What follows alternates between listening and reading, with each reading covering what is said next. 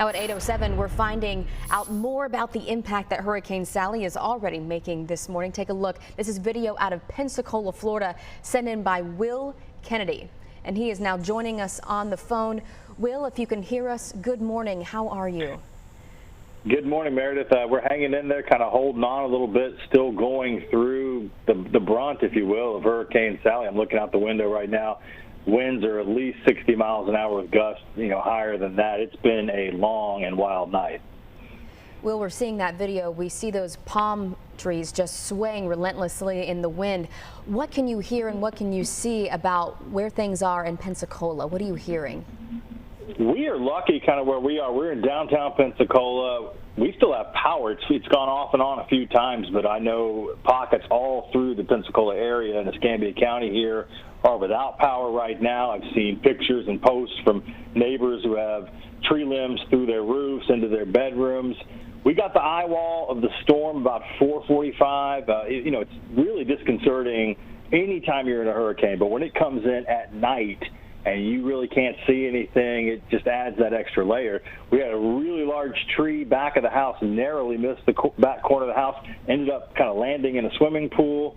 Got a little bit lucky there, but you kind of have to wait. Now the sun is coming up. It's not daylight, obviously, because it's very gray outside, but the assessment of damage will be the next thing. There'll be a lot of chainsaws, a lot of blue tarps. And this is an area that's been through it with Hurricane Ivan, a decade or so ago. And the Gulf Coast of this hurricane season has just been hammered. I was in the Carolinas working in what you do, Meredith. I covered Hurricane Michael in North and South Carolina a few years back. I've covered Katrina and other hurricanes.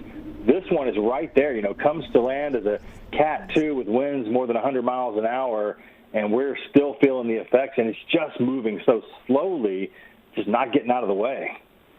And it's that torrential rain, Will, that you were talking about that can provide such an ongoing problem for neighbors there, especially as we start to see daylight and what damage Sally brought overnight and into this morning. What are you concerned most about, especially assessing this damage in the middle of a pandemic?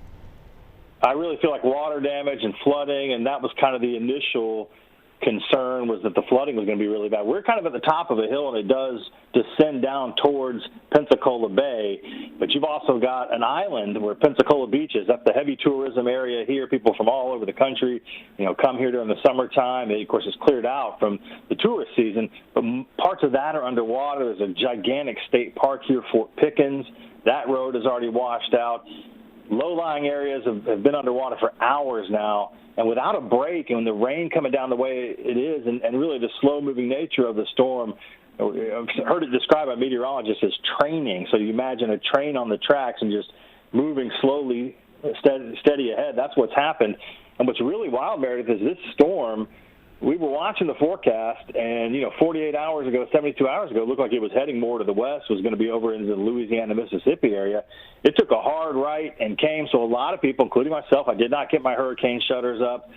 A lot of people were not prepared the way that they probably would have liked to be, and there's, frankly, a lot of people that would have evacuated, I imagine, if they would have known a Category 2 of this nature was going to make landfall right here.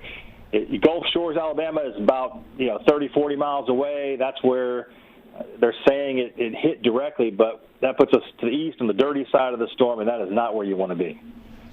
No, it is not. Like you were saying, that word unpredictability for the path of the storm, just mimicking this year of 2020 that we're seeing all around the country and now in the Gulf Coast with Hurricane Laura and now Hurricane Sally. Will, thank you so much for your on-the-ground reporting. We first and foremost want to wish you safety and wellness for you and your family, especially as the sun comes up down there in Pensacola, Florida. Thank you so much for your time and stay safe, Will. Thank you, Meredith.